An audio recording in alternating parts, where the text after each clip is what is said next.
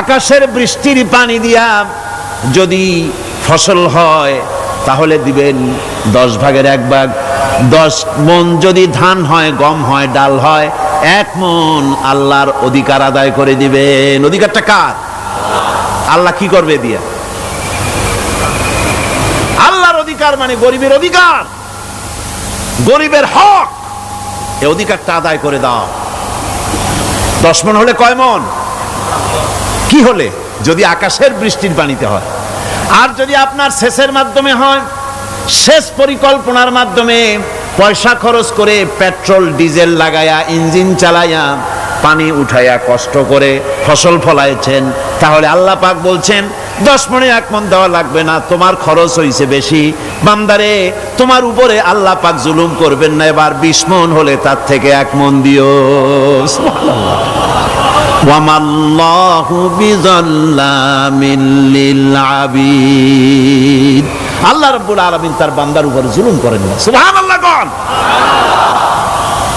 এইভাবে করে ওশরের যাকাতটা তোমরা ঠিকমতো আদায় করে দিও। ওশরটা দিও, ফসলের ওশর দিও, আর টাকার যাকাত দিয়ে দিও। সৃষ্টি যদি স্রষ্টাকে চিনতে চায়, মানুষ যদি আল্লাহ রাব্বুল আলামিনকে জানতে চায়, চিনতে চায়, তার পদ্ধতি হচ্ছে তার সৃষ্টিকে জানা। তার সৃষ্টির মাধ্যমেই তাকে চেনা যাবে।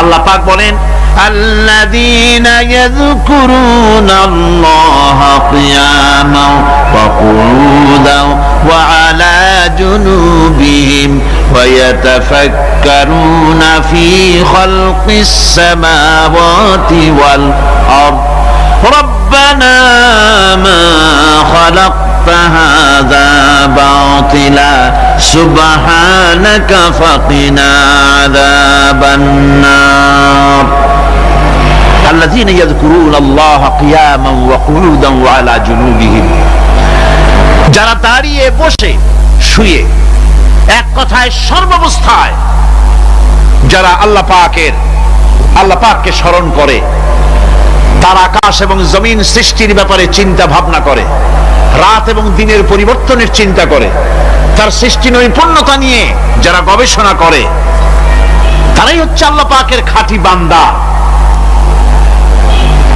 একজন সত্যানুসন্ধানী। চোখের সামনে যখন নিখিল বিশ্বের অনুপরমাণু থেকে শুরু করে সূর্য, চন্দ্র, গ্রহ, নক্ষত্র, বিশাল আকাশ পর্যন্ত, গাছপালা, তরুলতা, সমুদ্র, মহাসমুদ্র, পশু পক্ষী ইত্যাদি যখন তার নজরে পড়ে, তখন একজন সত্যের অনুসারী ব্যক্তি, একজন সত্যের অনুসন্ধানী ব্যক্তি, তার মুখ থেকে বেসাক্তা স্বতঃস্ফূর্ত ভাবে নিজের অজান্তে মুখ থেকে যে শব্দটা বেরোয়, সে শব্দটা হচ্ছে আলহামদুলিল্লাহি রাব্বিল আলামিন। সমস্ত প্রশংসা হচ্ছে ওই আল্লাহ পাকের, যিনি এগুলিকে সৃষ্টি করেছেন। আর তিনি কোনো কিছু কি বেকার সৃষ্টি করেন নাই, খামোখা সৃষ্টি করেন নাই। প্রত্যেকটির পেছনে রয়েছে বিরাট বিরাট উদ্দেশ্য। এখানে মানুষের সবচাইতে বড় ভ্রান্তি, মানুষের সবচাইতে বড় ভুল, সেটা হলো এই, দুর্ভাগ্যজনক ভাবে সকল সৌন্দর্যের মহাশিল্পী আল্লাহ পাককে মানুষ ভুলে যায়। তারা প্রশংসা করে নদী, প্রশংসা করে নারীর অঙ্গ প্রত্যঙ্গ নিয়ে তারা কবিতা লেখে, নারীর সৌন্দর্য নিয়ে কবিতা লেখে, সাহিত্য রচনা করে, সূর্য নিয়ে, চন্দ্র নিয়ে, চাঁদের মায়াবী জ্যোৎস্না নিয়ে, এর সুন্দর সুষমা নিয়ে কবিতা লেখে, প্রজাপতির রং দিয়ে গান তৈরি করে, ফুলের সৌন্দর্য এবং তার সৌরভ দেখে মানুষ পাগল হয়ে যায়। এগুলির পিছনে গান, সাহিত্য ইত্যাদি কবিতা রচনা করে। কিন্তু এই সৌন্দর্য যিনি সৃষ্টি করেছেন, সে আল্লাহ পাককে বেমালুম ভুলে যায়। সেই জন্যে স্রষ্টার প্রশংসা করতে হবে। আল্লাহ পাক শিখাচ্ছে, শুরুতেই শিখাচ্ছে, আলহামদুলিল্লাহি রাব্বিল আলামিন। পড়েন সবাই, আলহামদুলিল্লাহি রাব্বিল আলামিন। এখানে আল্লাহ প্রশংসা কার? বলুন কার? আল্লাহ নয়, আল্লাহ, আল্লাহ পাকের প্রশংসা। আল্লাহ হচ্ছে ইসমে জাত। আল্লাহ কি? ইসমে জাত। দিয়ে আল্লাহ শব্দের ব্যাখ্যা বুঝানো যাবে না। আল্লাহ এটাকে যদি সৃষ্টিকর্তা লেখা হয় তাহলে আল্লাহ শব্দের হক আদায় হবে? সৃষ্টিকর্তা বলতে তো বুঝাই যায়, তা তো আছে খালেক, সৃষ্টিকর্তা না, সে নাম কি? খালেক আল্লাহ। এটা কি কোনো অনুবাদ দিয়ে সৃষ্টিকর্তা বলে বোঝানো যাবে না। আল্লাহ হচ্ছেন এমন, পৃথিবীতে যত ধর্মের লোকেরা তাদের স্রষ্টাকে ডাকে, কেউ বলে ভগবান, কেউ বলে ঈশ্বর, কেউ বলে পরমেশ্বর, কেউ বলে বিধাতা, কেউ বলে গড, কেউ বলে জিহ্বা। বলেন এরকম? কথা না বললে বুঝি কি বলে? এর প্রত্যেকটি শব্দের প্রতি শব্দে স্ত্রীলিঙ্গে অন্য শব্দ আসবে। ভগবান বললে কি হবে? ভগবতী। ঈশ্বর বললে ঈশ্বরী। পরমেশ্বর বললে পরমেশ্বরী। বিধাতা বললে বিধাত্রী। গড বললে গডেজ আসবে। এখন গড আরো বেকায়দা। গডটারে যদি উল্টায় দেন এমন সর্বনাশ হবে যা বলার মতো না। আর এই শব্দ দিয়েও বোঝার উপায় নাই যে তারা কি বলতে চায়। শব্দকে খণ্ডিত যদি করা হয় তাও বোঝা যাবে না যে কি বলতে চায়। অথচ আল্লাহ পাক হচ্ছেন, আল্লাহ পাকের নাম হচ্ছে এমন একটি নাম, আমাকে যদি কেউ বলে যে অন্য কোনো ব্যাখ্যা চাই না, আল্লাহ দিয়ে আল্লাহরে বুঝায় দেন, তো আল্লাহ দিয়ে আল্লাহরে বুঝানো যাবে। এরকম কোরআনে কারিমের মধ্যে আল্লাহ আয়াতে কারিমা সেট করে রেখেছেন। সুবহানাল্লাহ। যদি আপনারা বলেন আমাকে যে আল্লাহ দিয়ে আল্লাহর পরিচয় করায় দেন, তো আমি বলবো আল্লাহ রাব্বুল আলামিন কোরআনে কারিমের মধ্যে বলেছেন আল্লাহু লা ইলাহা ইল্লা হুয়াল হাইয়ুল কাইয়্যুম। কোন সূরায় আছে? কোন আয়াতে? আয়াতুল কুরসি। পড়তে ইচ্ছা করে না? পড়েন আমার সাথে। আল্লাহু লা ইলাহা ইল্লা হুয়াল হাইয়ুল কাইয়্যুম।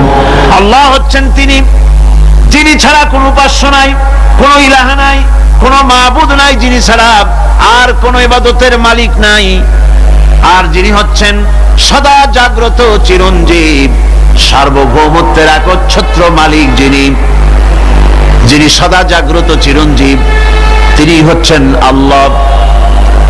এখন কেউ যদি বলেন আল্লাহ অক্ষর কি, এক একটা অক্ষর বাদ দিয়া আল্লাহরে চিনায় দেন, তাও চিনানো যাবে। আল্লাহর প্রথম অক্ষর যদি বাদ দেন কি থাকবে? কোরআনে কারীম বলছে তা দিয়েও বোঝা যাবে। লিল্লাহি মা ফিস সামাওয়াতি ওয়া মা ফিল আরদ। আল্লাহ হচ্ছেন তিনি যার জন্য আকাশ আর জমিন, আকাশ এবং জমিনের একচ্ছত্র মালিক। এর মাঝখানে যা কিছু আছে সব কিছুর মালিকানা যার হাতের মুঠায়, তিনি আমার আল্লাহ। তিনি কে? আল্লাহ। এরপরে যদি বলেন আরেকটা নাম ছেড়ে দেন, আলিফ সাল্লাম একটা নাম ছেড়ে দিলাম, তাহলে কি থাকলো? লাহ থাকলো, দুইটা অক্ষর থাকলো লাহু।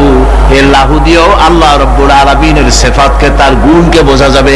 লাহু মাকালিদুস সামাওয়াতি ওয়াল আরদ। আল্লাহ পাক বলেন আসমান এবং জমিনের রিজকের চাবিকাঠি আল্লাহ পাকের হাতে, যাকে খুশি তিনি পর্যাপ্ত রিজেক দান করেন। কেউ যদি বলেন লামটাও ভালায় দেন, লামটাও ছেড়ে দেন, দিলাম লাম একটা ছেড়ে, থাকলো কি? একটা অক্ষর থাকলো হু। এই হু দিয়ে আমার আল্লাহরে চেনা যাবে। ওয়া হুয়াল গফুরুল ওয়াদুদুল আরশিল মাজিদ ফাআলুল লিমা ইউরিদ। আমার আল্লাহ হচ্ছেন তিনি যিনি ক্ষমাশীল, যিনি দয়াবান, যিনি বান্দাকে মহব্বত করেন, যিনি হচ্ছেন আরশে আজিমের মালিক,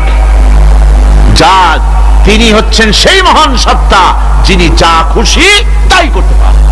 সুতরাং আল্লাহ হচ্ছেন এমন এক লফজ, এমন এক নাম, এমন এক ইসমে জাত যার কোনো বিকল্প নাই, যা অনুবাদ করে আল্লাহকে স্রষ্টা বললে এটা সারবে না, সৃষ্টিকর্তা বললে সারবে না। আল্লাহ পাকের নামের বিরাট বিশাল ব্যাপক অর্থ রয়েছে। সুতরাং আল্লাহকে আল্লাহই বলতে হবে। আল্লাহকে কি বলতে হবে? আল্লাহ আল্লাহ আল্লাহ। কত মজাই নামে, সুবহানাল্লাহ বিহামদিহি, কত মজাই নামে। দেখেন আল্লাহ রাব্বুল আলামিন এমন রব। বাংলাদেশের কুকুর আর আমেরিকা ইউরোপের প্রধান দেশের কুকুর একরকম নয়। আমাদের দেশের পশু ইউরোপ আমেরিকা শীত প্রধান দেশের পশু একরকম নয়। তার কারণ হলো আমাদের দেশে শীত কম, নাতিশীতোষ্ণ অঞ্চলের মধ্যে খানিকটা পড়ে যায়। এখানে পশুদের গায়ে কম পশম থাকলে কোনো অসুবিধা নাই। ভেড়া, ঘোড়া, কুকুর, বন্য প্রাণীকে কেউ তো কম্বল দেয় না, ল্যাপ দেয় না, রাজাই দেয় না, খাতা দেয় না, চাদর দেয় না। আল্লাহ রাব্বুল আলামিন তিনি এমন রব, শীত প্রধান দেশের পশুদের গায়ে পশম দিয়া চিরস্থায়ী কম্বল জড়ায় দিয়েছেন। এটা হচ্ছে রব। প্রতিপালনের পদ্ধতি কি সুন্দর করে তিনি প্রতিপালন করছেন, কি সুন্দর করে তিনি পশু পক্ষীগুলিকে তাদের আহার জোগাড় করছেন, প্রতিপালন করছেন। তিনি রব, মানুষকে সৃষ্টি করেছেন, আমাদেরকে সৃষ্টি করেছেন, সুবহানাল্লাহ বিহামদিহি, সকল প্রয়োজন মিটিয়েছেন, একটা জিনিস বাদ রাখেন না। আমাদের মুখে দাঁতের দরকার ছিল, মায়ের পেট থেকে দাঁত নিয়ে আসিনি। মায়ের পেট থেকে আসার পরে আমাদের খাবারের দরকার ছিল। লক্ষ্য করেন রব কারে বলে, লক্ষ্য করুন। মায়ের পেটের মধ্যে যখন ছিলাম ওখানে কোনো রোগের জীবাণু ঢুকতে পারে নাই। ফি করারিম মাকিন, একটি সুরক্ষিত জায়গায় আল্লাহ রাব্বুল আলামিন বাচ্চাকে রেখেছেন, যেখানে কোনো সর্দি হবে না, জ্বর হবে না, সর্দি হবে না, ব্রঙ্কাইটিস হবে না, ডায়াবেটিস হবে না, প্রেসার হবে না। মায়ের পেটের মধ্যে বাচ্চাকে এমন জায়গায় আল্লাহ যত্ন করে রেখেছেন। এই বাচ্চা যখন মায়ের পেট থেকে বেরিয়ে এলো তখন তার পরিবেশ অত্যন্ত খারাপ। এখানে পলিউশন আছে, এখানে কার্বন ডাই অক্সাইড আছে, এখানে বিষাক্ত হাওয়া আছে, এখানে দূষিত আবহাওয়া রয়েছে। প্রতি মুহূর্তে রোগ তাকে হামলা চালাতেছে। এই রোগের থেকে সে বাচ্চা বাঁচবে কি করে? এজন্য রব্বুল আলামিন তিনি এমন রব, মায়ের বুকের মধ্যে যে খাবার তৈরি করলেন বাচ্চার, ওই খাবারের মধ্যে বাচ্চার ওষুধও আল্লাহ পাক বানায়া দিলেন। মায়ের বুকের দুধ শুধু দুধ নয়, এটা ওষুধ। সুবহানাল্লাহ। এটা খাদ্য, এটা ওষুধ, এটা ভিটামিন, এটা ক্যালসিয়াম, এটা কার্বোহাইড্রেট, যা দরকার বাচ্চার জন্য সব আল্লাহ মায়ের দুধের মধ্যে দিয়ে দিলেন। যতক্ষণ বাচ্চা পেটে ছিল দুধ ছিল ঘন, যখন বাচ্চা মায়ের পেট থেকে বেরিয়ে এলো দুধটা হয়ে গেল পাতলা। এই পাতলা দুধটা খাবে, ওষুধ আছে এর মধ্যে, ভিটামিন আছে, খাইতে যেন বিস্বাদ না হয় একটু মিষ্টি দিয়ে দিলেন আল্লাহ, যাতে বাচ্চা মুখ ফিরায় না নেয়, সেজন্য খাইতে চায়। তারপরে যখন বাচ্চার হাড্ডি খেতে হবে, মাছ খেতে হবে, গোশত খেতে হবে, দুধের আর দরকার নাই। তার শরীরের ভিতরে রেজিস্ট্যান্স, রোগ প্রতিরোধক শক্তি তৈরি হয়েছে। এখন আরো ভালো খাবার দরকার। আল্লাহ রাব্বুল আলামিন মায়ের দুধকে শুকায় দিলেন, চুষলে আর পাওয়া যাবে না, দুধ শুকায় গেছে। এখন বাইরের খাবার খেতে হবে। আসছিল যখন মুখে দাঁত ছিল না, বাইরে যখন এলো দাঁতের যখন দরকার হলো, ও আল্লাহর বান্দা কি আল্লাহর কাছে দরখাস্ত করেছেন যে আল্লাহ আমার কয়েকখান দাঁত দাও, দাঁত ছাড়া আমি চাবাই কেমন? এই সবগুলি দাঁত কে সেট করে দিলেন? রব্বুল আলামিন দাঁতগুলিকে সেট করে দিলেন। মুখের মধ্যে দাঁত এসে গেল। আল্লাহ রাব্বুল আলামিন শরীরটাকে সাজিয়ে গুছিয়ে, হিউম্যান বায়োলজি যাকে বলা হয়, এই শরীরকে যে সুন্দর করে আল্লাহ পাক তৈরি করলেন বলে শেষ করা যাবে না। কত সুন্দর করে আল্লাহ পাক বানিয়েছেন। আপনার মাথার ভিতরে সেল তৈরি করা হলো, ব্রেন তৈরি করা হলো। এই ব্রেনটা শুকনা জায়গায় রাখা হয় নাই। শুকনা জায়গার মধ্যে ব্রেনটা যদি থাকতো, নড়াচড়া করে আপনার ব্রেনের যে টেকনোলজি আল্লাহ পাক ইউজ করেছেন সেটা অসুবিধাগ্রস্ত হতো। এই জন্য ক্রিম যেভাবে পানির মধ্যে ভাসা থাকে, পানির মধ্যে ভাসমান ক্রিম মাখন যেভাবে রাখা হয়, সামান্য পানির মতো করে এর ভিতরে ব্রেনটাকে রাখা হয়েছে। এই ব্রেনের ভিতরে, ব্রেন হচ্ছে পৃথিবীতে কম্পিউটার, আজকের পৃথিবীর শ্রেষ্ঠ আবিষ্কার। কিন্তু মানুষের মাথায় যে কম্পিউটার আল্লাহ পাক দান করেছেন, এই কম্পিউটারের সামনে দুনিয়ার কম্পিউটার এতিম। এবার লন্ডন গিয়েছিলাম, প্রত্যেক বছর 1.5 মাস 2 মাস সময় পাই, কিন্তু আপনারা দোয়া করেছেন এখন পার্লামেন্টে সময় দিতে হয় বেশি, বিদেশের সফর কমে গিয়েছে। 10 দিনের জন্য গিয়েছিলাম, ওরা আমাকে একটা ডায়েরি দিল। সেই ডায়েরিটার ভিতরে, ডিজিটাল ডায়েরি, এই ডায়েরির মধ্যে তারা বলল যে এরকম, এই যে কাগজটা আপনারা দেখতে পাচ্ছেন, এই রকমের কাগজের 10 লক্ষ পাতা লিখতে যত কাগজ লাগে, এরকমের 10 লক্ষ পাতার লেখা ছোট্ট এই ডায়েরিটার মধ্যে ঢুকাই দেওয়া যায়। 10,000 টেলিফোন নাম্বারের মেমোরিতে তুলে দেওয়া যায়। এটা হচ্ছে লেটেস্ট আবিষ্কার। কিন্তু আল্লাহ পাক মানুষের যে ব্রেনটা তৈরি করলেন, পৃথিবীতে যা আছে এ সব কিছু একটা মানুষের ব্রেনের মধ্যে, সমস্ত তত্ত্ব, সমস্ত ফ্যাক্টস মানুষের মেমোরির ভিতরে ঢুকাবার পরেও আরো লক্ষ লক্ষ জায়গা বাকি থেকে যাবে, শূন্য থেকে যাবে, যা পূরণ হওয়ার নয়। এত বিশাল মেমোরি আল্লাহ পাক তার মানুষের মাথার মধ্যে তৈরি করে দিয়েছে।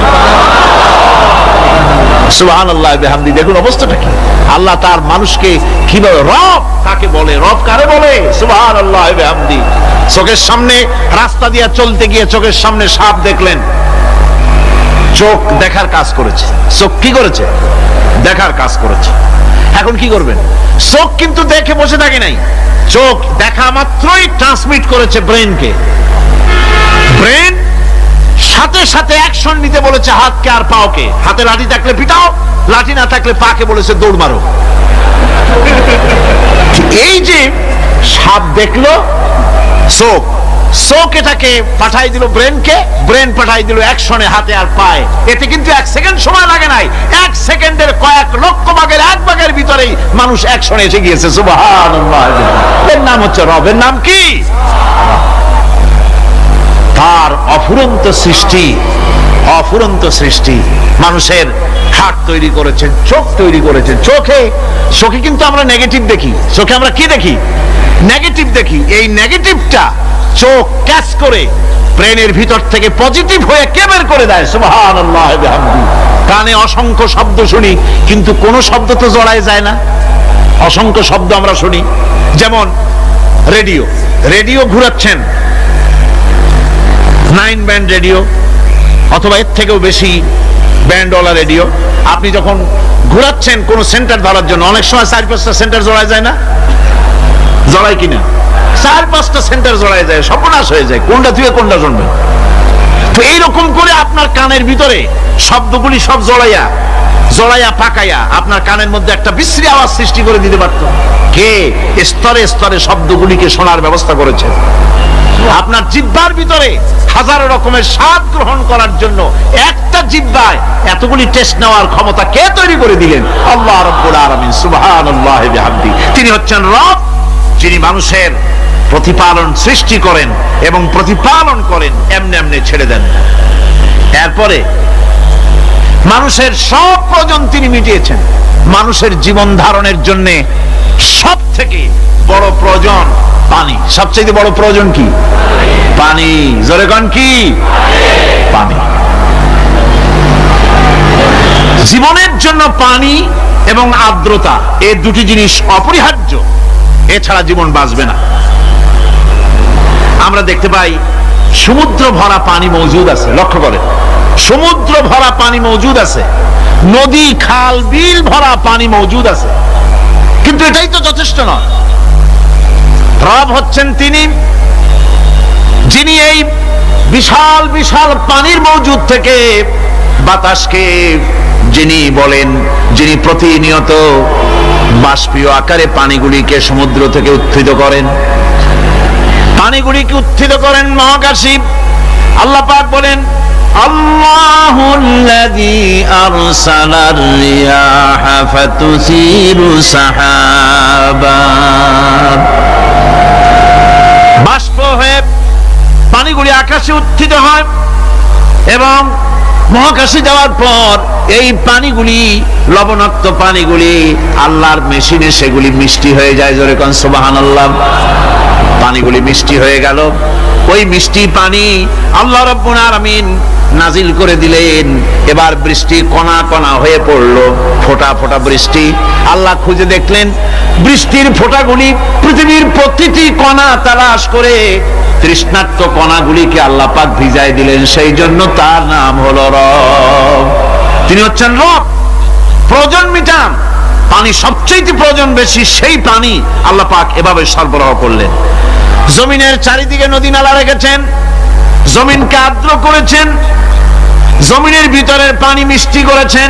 টিউবওয়েল মারলে পরে, পাম্প করলে পরে ভিতর থেকে মিঠা পানি আল্লাহ পাক বের করে দেন। সুবহানাল্লাহ। এই মিষ্টি পানির ব্যবস্থা করেছেন। এরপরে তিনি ওই আল্লাহ পাক মিষ্টি পানির ব্যবস্থা করে বৃষ্টির মাধ্যমে পৃথিবীতে ফসল উৎপাদনের ব্যবস্থা করে দিলেন। সেজন্য আল্লাহ পাক কোরআনে কারীমের মধ্যে বলেছেন, ওয়াজআলনা মিনাল মাই কুল্লা শাইইন হাই। পানি দ্বারাই আমি সব বস্তুকে সজীব রাখি। বৈশিষ্ট্যের দিক থেকে পানির রয়েছে অনেক গুণ, আশ্চর্য গুণ। পৃথিবীর ৭৫% হচ্ছে পানি।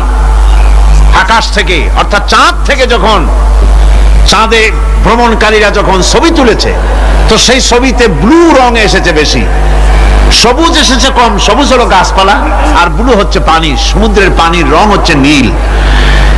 মানুষের শরীরের ভিতরে ৬০% পানি, গাছের মধ্যে রয়েছে পানি। পানি ছাড়া পৃথিবীর বাঁচার কোনো পথ নাই।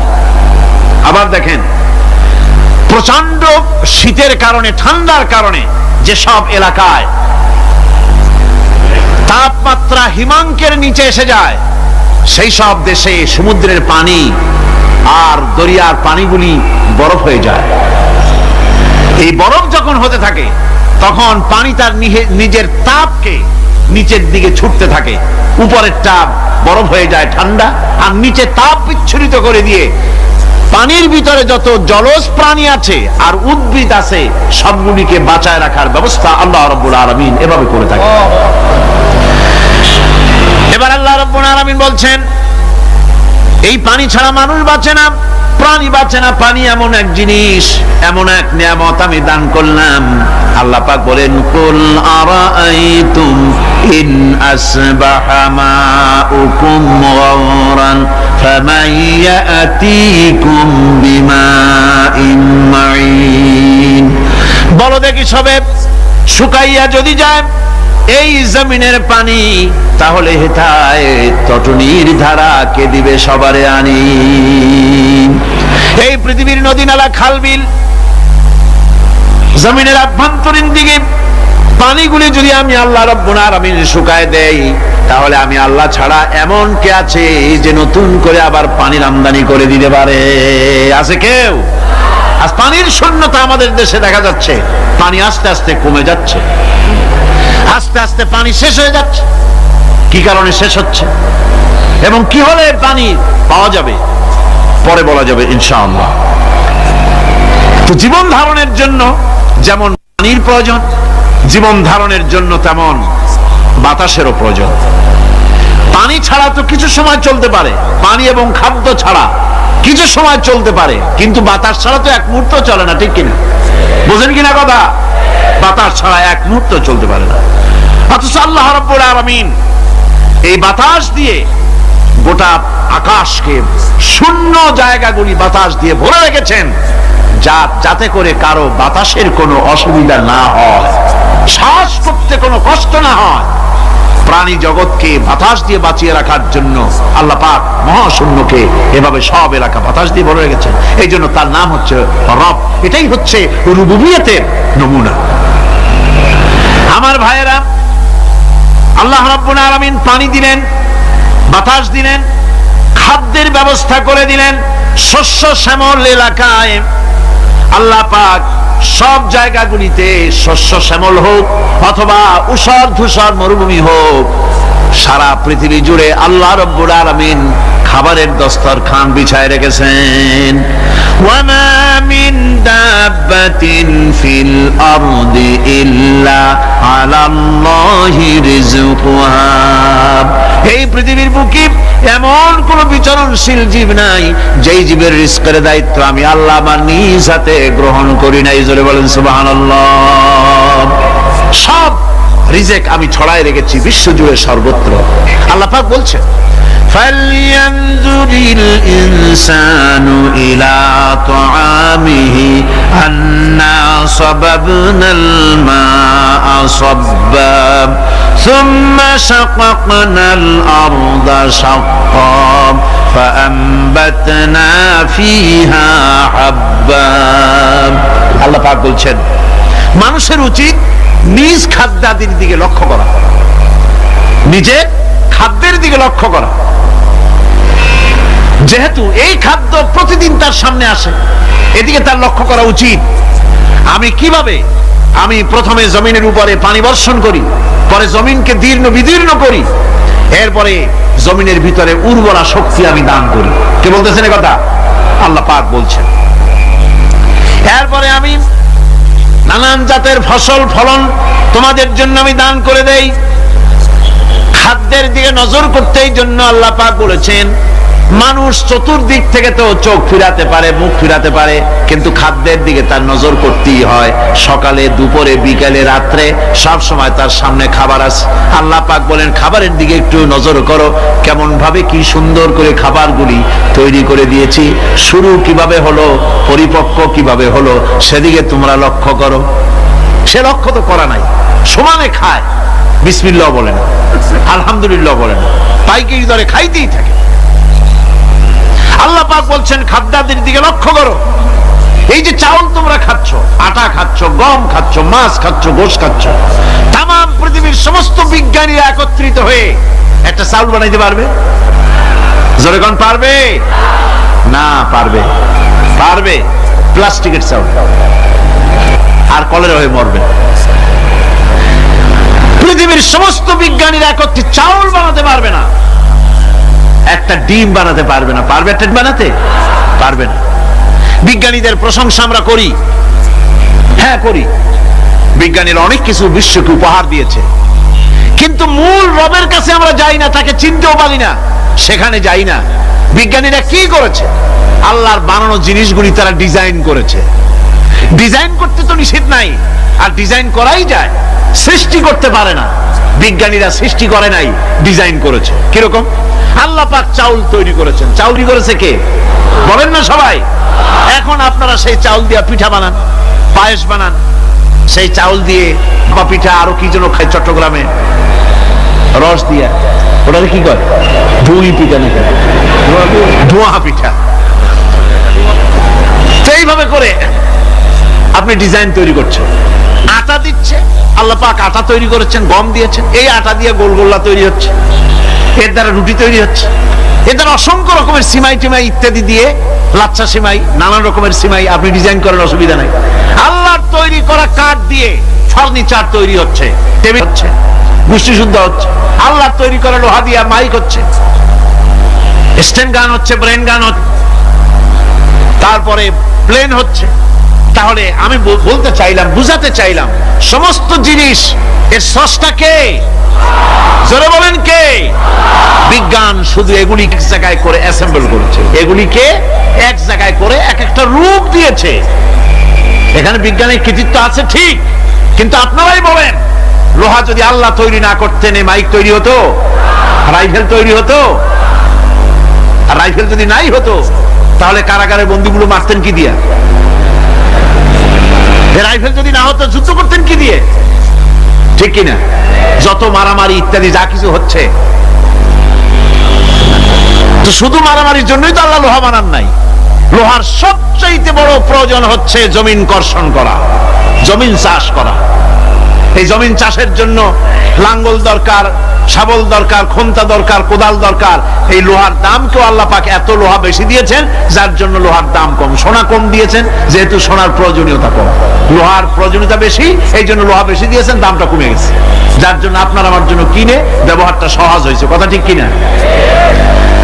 বন্ধুগণ, আল্লাহ রাব্বুল আলামিন এইভাবে এইভাবে করে মানুষের রুবুবিয়াতটা, আল্লাহ পাকের রুবুবিয়াত হচ্ছে এই, তিনি মানুষকে সুন্দর করে সৃষ্টি করে যা কিছু প্রয়োজন সবকিছু খাওয়াচ্ছেন, দিচ্ছেন। সে আল্লাহ পাক প্রশ্ন করছেন, কুল মান ইয়ারযুকুকুম মিনাস সামাই ওয়াল আরদ أَمَّنْ يَمْلِكُ السَّمْعَ وَالْأَبْصَارَ وَمَنْ يَخْرُجُ الْحَيَّ مِنَ الْمَيِّتِ وَيُخْرِجُ الْمَيِّتَ مِنَ الْحَيِّ। আকাশের প্রশস্ত বুক থেকে এবং জমিনের এই প্রশস্ত বুক থেকে কে রিজেক, তোমাদের খাদ্যকে উৎপাদন করে, কে নির্জীব থেকে সজীবকে বের করেন, আর কে সজীবকে নির্জীবে পরিণত করেন, তিনি কে? তিনি হচ্ছেন আল্লাহ পাক। আল্লাহ পাক বলছে এই প্রশ্ন যদি তাদেরকে করা হয় তো তারা কি বলবে? আল্লাহ পাক বলেন, ওয়ামান ইউদাব্বিরুল আমরা ফাসায়াকুলুনা আল্লাহ ফাকুল আফালা তাত্তাকুন। হে নবী, এদেরকে প্রশ্ন করুন, এদেরকে যদি প্রশ্ন করা হয় এই পৃথিবীর সুন্দর পরিচালনা পদ্ধতি কে করেন, তাহলে তারা এক কথায় বলবে, নিজের থেকেই বলবে আল্লাহ। কে করছেন সবকিছু? আল্লাহ। আল্লাহ পাক বলেন, নবী তাহলে তাদেরকে বলেন, এ কথা জানার পর, এ কথা বোঝার পরেও কেন তারা ঔদাসীন্যতা দেখাচ্ছে, কেন তারা গাফিল হয়ে যাচ্ছে, কেন তারা আল্লাহ পাককে ভয় করে তার পথের অনুসারী হচ্ছে না? যে আল্লাহ রাব্বুল আলামিন এত কিছু করছেন, তিনি তার পরিচয় সম্পর্কে বলে দিচ্ছেন, ফাযালিকুমুল্লাহু রাব্বুকুমুল হক ফামাযা বা'দাল হক ইল্লাদ দালাল। নিশ্চয়ই এসবের মূলে রয়েছেন তোমাদের রব, আমাদের আল্লাহ, আমাদের রব। সুতরাং উজ্জ্বল সত্য প্রকাশিত হওয়ার পর গোমরাহি ছাড়া আর কিছুই বাকি থাকে না। সুতরাং যারা সত্যের পথের অনুসরণ করতে চায়, রবকে চিনতে হবে, আল্লাহ পাককে জানতে হবে এবং তাকে অনুসরণ করতে হবে, তাকে রব হিসাবে চিনতে হবে। আমার বন্ধুগণ, এটা হচ্ছে সেই রুবুবিয়াত ইলাহি যার দিকে হযরত মুসা আলাইহিস সালাম ইঙ্গিত করেছিলেন ফিরআউন যখন তাকে প্রশ্ন করেছিলেন, ফামান রাব্বুকুমা ইয়া মুসা। হে মুসা, তোমাদের দুজনের রব কে? তোমাদের রব, তোমাদের প্রভু কে? তিনি জবাব দিলেন, রব্বুনাল্লাযী আ'তা কুল্লা শাইইন খালকাহু সুম্মা হাদা। রব হচ্ছেন আমাদের তিনি, যিনি নাকি আমাদের প্রতিপালক, আমাদেরকে সৃষ্টি করেছেন এবং আমাদেরকে হেদায়েত দিয়েছেন, সঠিক পথের দিশা দিয়েছেন। এখানে হেদায়েত হচ্ছে, এখানে হেদায়েত শব্দের অর্থ হচ্ছে সৃষ্টি শুধু করেন নাই, তাকে চলা, তার খাদ্য অনুসন্ধানের, তাকে বেঁচে থাকার সবকিছুর উপকরণ, এর কমন সেন্স, এর সাধারণ জ্ঞান আল্লাহ পাক তার সাথে দিয়েছেন। তিনি হচ্ছে রব। আচ্ছা, একটা দৃষ্টান্ত দেই। এই হেদায়েতটা কি? এই হেদায়েতটা হচ্ছে, আপনাদের বাড়িতে যদি কারো বিড়াল থাকে, বিড়াল, বিড়াল বোঝেন তো না? কি বলে বিড়াল, বিলাই নাকি বলে? বিড়াল। এই বিড়াল যদি আপনাদের কারো বাড়িতে থাকে তো বিড়ালের প্রসবকালীন অবস্থা দেখবেন, বিড়ালের প্রসব হবে, বাচ্চা দেবে। বিড়াল তখন ঘরের মধ্যে পেরেশান হয়ে ঘুরতে থাকে, একটা নিরাপদ জায়গা খোঁজে, একটা নিরাপদ জায়গা খোঁজে। প্রসব করার 2-3 দিন আগের থেকে খুঁজতে থাকে তার জন্য নিরাপদ জায়গা কোনটা। এরপরে খুঁজতে খুঁজতে প্রসবের দিন সে সত্যিকারের ঘরের মধ্যে সবচেয়ে কোনা কানা জায়গা যেটা, সেই রকমের একটা নিরাপদ জায়গা সে বেছে নিল। এরপরে বাচ্চা হলো। বাচ্চা হওয়ার পর এই বাচ্চার উপরে কেউ যেন আক্রমণ না করে, শত্রু যেন তার জায়গাটিতে না আসে, এই জন্য বাচ্চাটার তো হাত দিয়ে মায়ের মতো কোলে নিতে পারে না, সে আস্তে করে ঘাটটা কামড়ায় ধরে যাতে করে বাচ্চা ব্যথা না পায়। ওইভাবে করে ঘাট কামড়ায় ধরে আজকে এই সিঁড়ির নিচে, কালকে ওই খাটের নিচে, পরশুদিন এই আলমারির কোনায়, এইভাবে বাচ্চাগুলি সরায় সরায় রেখে বাচ্চাকে প্রতিপালন করে। এই বিড়ালের হেদায়েত দিলটা কে? যিনি দিলেন তার নাম রব। তিনি হচ্ছেন রব্বুল আলামিন। সন্তান প্রতিপালনের ব্যবস্থা শুধু দুনিয়ার মানুষকেই দেন নাই, প্রাণী জগৎকেও দিয়েছেন। সুবহানাল্লাহ। বলেন বলেন মুরগির বাচ্চা হলো, ডিমের থেকে বাচ্চা বেরোলো, এই বাচ্চাগুলি হয়েছে গতকাল। আজকে বাচ্চাগুলি আদার খাচ্ছে মায়ের সাথে, হঠাৎ করে একটা চিল এলো আর ওর মা একটা সিগন্যাল মারলো, সাথে সাথে বাচ্চাগুলি দৌড়াইয়া এমন পলান দিল, আপনি তো ভালো একাদশীর বাপেও তালাশ করে পাবে না যে মুরগির বাচ্চা পলাইলো কই।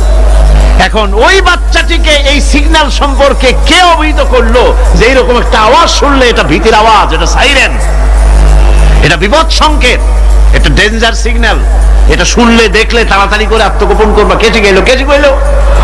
আল্লাহ পাক শিখাইছে। এখন এক শ্রেণীর বুদ্ধিজীবী তারা আবার উল্টা কথা কয়। তারা বলে কি? তারা বলে যে মুরগি বাচ্চা, এই বাচ্চা যে দৌড় মারলো, এখানে আল্লাহ এইসব কিছু নাই, নাউযুবিল্লাহি মিন যালিক। তো এখানে কি আছে?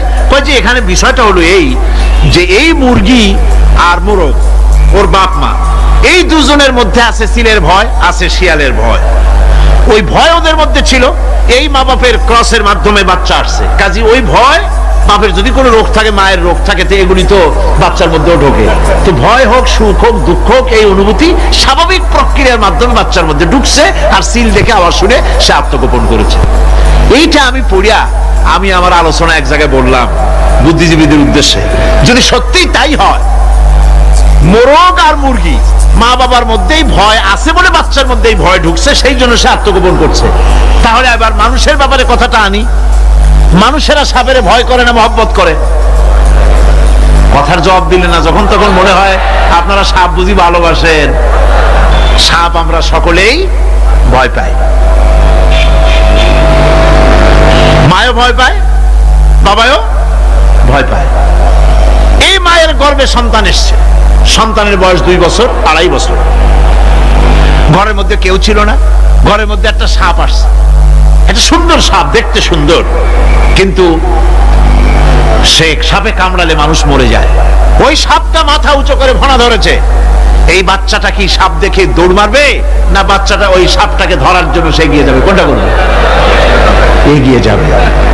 তাহলে মা বাপের ভয়, তাদের মা বাপের রক্তের মধ্যে, শিরার মধ্যে সব জায়গায় সাপের ভয়, তার মাধ্যমে বাচ্চা এসে বাচ্চার মধ্যে সাপের মহব্বত হইল, কারণ ভয় হইল না, কারণ বাচ্চা অবস্থা। সুবহানাল্লাহ। আমার বন্ধুগণ, মুরগির বাচ্চাকে হেফাজত করার জন্য বুদ্ধিমান প্রাণী মানুষ তার কাছে নাই বলে আল্লাহ রাব্বুল আলামিন তারে বাচ্চা অবস্থা থেকে বোঝার তৌফিক দিয়েছেন কোনটা ভয়ের আওয়াজ, কোনটা হলো বিপদের আওয়াজ। মানব সন্তানের প্রতিপালন করার জন্য তার মার বাবা আছে বলে ওই রকম করে পশুদের মতো আল্লাহ বানান নাই, তাকে হেফাজত করার জন্য মা বাপ আছে বলে এই দায়িত্ব আল্লাহ পাক মা বাপের উপরে ছেড়ে দিয়েছেন। মা বাপ তাকে হেফাজত করে। রুবুবিয়তের প্রতিপালন, হেদায়েতের এই প্রতিপালন আল্লাহ পাক মানুষকে এভাবে করে তাদেরকে হেদায়েত দিয়েছেন, তার পথের চলার দিশা দিয়েছেন। পিঁপড়ার খাদ্য সংগ্রহের ব্যাপারটা দেখেন, পিঁপড়ার আছে দারুণ ঘ্রাণ শক্তি। কোথায় খাবার? 5 তলায় আপনি মিষ্টি খাচ্ছেন, রসগোল্লা থুয়ে দেন, তারপরে দেখেন কোন জায়গায় দিয়ে পিঁপড়া এসে জন্মের খাওয়া খায়, ঠিক কিনা? দেখেন তার কত তীব্র ঘ্রাণ শক্তি, সেখানে চলে যাচ্ছে।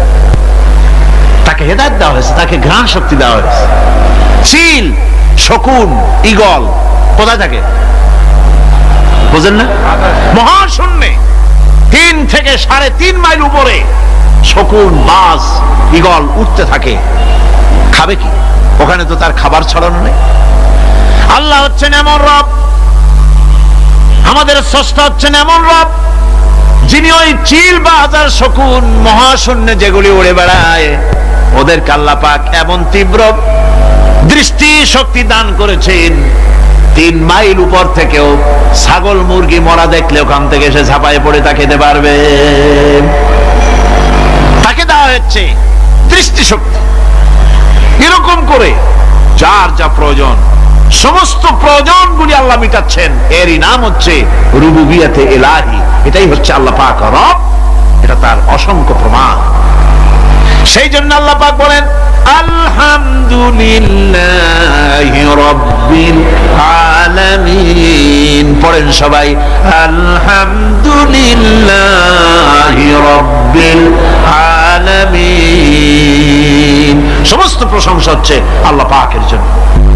কোন আল্লাহ? প্রথমে তো আল্লাহ বললাম, তারপর বললাম রব, এখন বলা হচ্ছে কোন রব? যিনি আলামিন, রব্বিল আলামিন, যিনি সমস্ত জাহানের রব। তাহলে বোঝা যাচ্ছে রব জগৎ একটা না। জগৎ, কথা বুঝতেছেন আমার? জগৎ একটা নয়, অসংখ্য জগৎ আছে, বহুমাত্রিক জগতের কথা এখানে আল্লাহ পাক বলছেন। আমি এই জন্য বলি যে কোরআন হচ্ছে বিজ্ঞানের উৎস। কোরআন বিজ্ঞানের কি?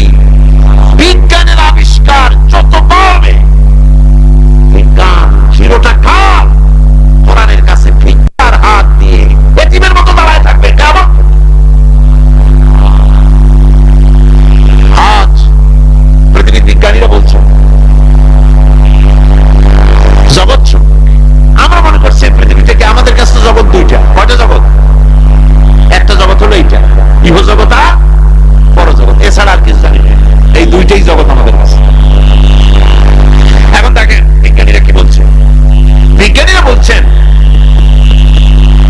সৌরজগতে শুধু আমাদের সৌরজগৎটাই শেষ না, অসংখ্য সৌরজগৎ আছে মহাশূন্যে, অসংখ্য সৌরজগৎ।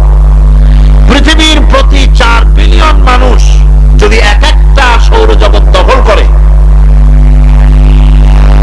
তাতেও সৌরজগৎ শেষ হবে না। আরো সহস্র সহস্র বিলিয়ন বিলিয়ন সৌরজগৎ আরো ফাঁকা পড়ে থাকবে। এত সৌরজগৎ আল্লাহ সৃষ্টি করেছেন। এই মহাশূন্যে বহুমাত্রিক জগতের কথা আল্লাহ পাক এখানে বলেছেন। এই পৃথিবী একটা জগৎ, এই মাটির তলে আছে আর এক জগৎ, সমুদ্রের ভিতরে আছে পানির তলার আর এক জগৎ। আর মহাশূন্য যে কি তা আপনার মাথায় শূন্য হয়ে যাবে চিন্তা করতে করতে। এই জন্য বিজ্ঞানীরা, বড় বড় বিজ্ঞানী, এরা কিন্তু নাস্তিক হয় না। বর্তমান বিজ্ঞানীরা চিন্তা করে গবেষণা করে খেয়ে হারিয়ে ফেলছে মহাশূন্যকে দেখে। যেখানে আছে গ্যালাক্সি, যেখানে আছে মিল্কি ওয়ে, যেখানে রয়েছে অসংখ্য তারকা, এই পৃথিবী, এই পৃথিবীটা মহাশূন্য আল্লাহ যেভাবে তৈরি করেছেন সেই তুলনায় এই পৃথিবী একটা মার্বেলের চাইতে খুব বেশি একটা বড় কিছু হয় বলে মনে হয় না। পৃথিবী যদি হয় একটা মার্বেলের মতো, তাহলে আমরা যে মানুষ, আমাদের অস্তিত্ব কোথায় চিন্তা করেন। এবার মহাশূন্যে চলেন। মহাশূন্য সে কি বিশাল মহাশূন্য। একটা তারকা থেকে আর একটা তারকায় যদি যেতে হয়, তাহলে সহস্র সহস্র বিলিয়ন বছরের দরকার হবে। কি বছর? এ দুনিয়ার বছর না, আলোকবর্ষ, লাইট ইয়ার। আলো চলে প্রতি সেকেন্ডে কত? 1,86,000 মাইল। এই 1,86,000 মাইলের সেকেন্ড, এর মিনিট, এর ঘন্টা, এর দিন, এর মাস, এর বছর, এই আলোকবর্ষ। সহস্র সহস্র আলোকবর্ষ পার হয়ে যাবে এক তারকা থেকে আর এক তারকায় পৌঁছানো সুকঠিন। এ ধরনের অসংখ্য তারকা আল্লাহ পাক তৈরি করে রেখেছেন। সূর্য হচ্ছে পৃথিবীর চাইতে 13 লক্ষ গুণ বড়। এরকম সূর্য বিজ্ঞানীরা এখন বলছে, আগে বলতো 1 কোটি সূর্যের চাইতে বড় তারকা, এখন বলতেছে এই রকমের পৃথিবীর চাইতে 13 লক্ষ বড় সূর্য, এরকম 3 কোটি সূর্য খাইয়ে ফেলাইতে পারে। এরকম সহস্র সহস্র তারকা এক একটা গ্যালাক্সির ভিতরে আল্লাহ পাক তৈরি করে গেছে। এখন মনে হচ্ছে যে এই তারকাগুলি বড় না, এই তারকাগুলির চাইতে আবার বড় জিনিস আছে। সেগুলি কি? সেটাকে বলা হয় ব্ল্যাক হোল। সেটাকে বলা হয় ব্ল্যাক হোল, অন্ধকার কূপ। ব্ল্যাক হোল আবার ম্যানহোল বুঝবেন না, কিন্তু ম্যানহোলের ঢাকনা চুরি হয় যেমন। তবে একটা দৃষ্টান্ত আপনি বুঝতে পারেন, রাস্তায় রাস্তায় যেমন অসংখ্য ম্যানহোল আছে, ওই রকম করে মহাশূন্য অসংখ্য ব্ল্যাক হোল আছে, একটা দুইটা না, অসংখ্য। এই ব্ল্যাক হোল আবার দেখা যায়, অদৃশ্য ব্ল্যাক হোল। এই ব্ল্যাক হোল গুলো কি? এগুলি কোরআনে কারীমের মধ্যে আল্লাহ পাক বলেছেন, ফালা উকসিমু বিমাওয়াকিন নুজুম, ফালা উকসিমু বিমাওয়াকিন নুজুম, শপথ সেই পতনে যেখানে নক্ষত্র সমূহ ধ্বংস হয়ে যায়, ধ্বংসপ্রাপ্ত হয়, কসম সেই স্থান সময়ে। সুবহানাল্লাহ। এই অন্ধকার কূপের, এই অন্ধকূপের কসম করছেন আল্লাহ পাক। সে অন্ধকূপটা কি? সেই ব্ল্যাক হোলটা কি? সেই ব্ল্যাক হোল হচ্ছে ওই যে তারকার কথা বললাম যে সূর্য খাইতে পারে, 3 কোটি সূর্য খাইতে পারে, এই রকমের তারকাগুলি ঘুরতে ঘুরতে কোন এক কারণে যখন সে ব্ল্যাক হোলের রেঞ্জের মধ্যে এসে যায়, তখন ব্ল্যাক হোল ওকে এমন ভাবে চুষে হজম করে ফেলে যেমন বাচ্চা চকলেট চুষা খাইয়া ফেলায়, এরকম ব্ল্যাক হোলগুলি অত বড় তারকাগুলি খাইয়া চুষা শেষ করে ফেলে দেয়। সুবহানাল্লাহি বিহামদিহি। বিজ্ঞানীরা বলেছেন আমাদের এই পৃথিবীটা, আল্লাহ না করুন কখনো, আমাদের এই পৃথিবীটা যদি কোনো ব্ল্যাক হোলের আওতায় পড়ে, ওর রেঞ্জে আসে, তাহলে মাত্র 2 সেন্টিমিটারের মধ্যে পৃথিবীটা তার ঘনত্ব লাভ করে এর মধ্যে অদৃশ্য হয়ে যাবে, হারায় যাবে, অস্তিত্ব থাকবে না। আল্লাহ পাক আসলে আগে আমার বিজ্ঞানের বইপত্র যখন পড়ি আমার কাছে আশ্চর্য লাগে, 1400 বছর আগে নবী কোন বিজ্ঞানাগারে পড়াশোনা করেন নাই, কোন সায়েন্স নিয়ে রিসার্চ করেন নাই, সেই নবীর মুখ থেকে এমন বিজ্ঞানময় কোরআন আল্লাহ বের করালেন যে আজকের পৃথিবীর মডার্ন যুগের বিজ্ঞানীরা কোরআনের কাছে এতিম হয়ে দাঁড়ায় আছে। পৃথিবীর কোন বিজ্ঞানী বলতে পারবে না যে কোরআনে কারিমের অমুক আয়াতটা আনসাইন্টিফিক, এটা হাদিস আমাদের বিজ্ঞানের সাথে মিল খায় না, এমন কথা বলতে পারবে না। বরং কোরআন সার্টিফাই করবে তোমার এই বক্তব্য, তোমার এই থিওরি মোস্ট আনসাইন্টিফিক, কোরআন বলবে। ওরা বলতে পারবে না যে আয়াতটা আনসাইন্টিফিক। সুতরাং কোরআন হচ্ছে মহান বিজ্ঞানময়, কোরআন হচ্ছে আল্লাহ পাকের দেওয়া এক মহান বিধান, যে কোরআনের কারণে আল্লাহ পাক আমাদেরকে হেদায়েত দান করেছেন।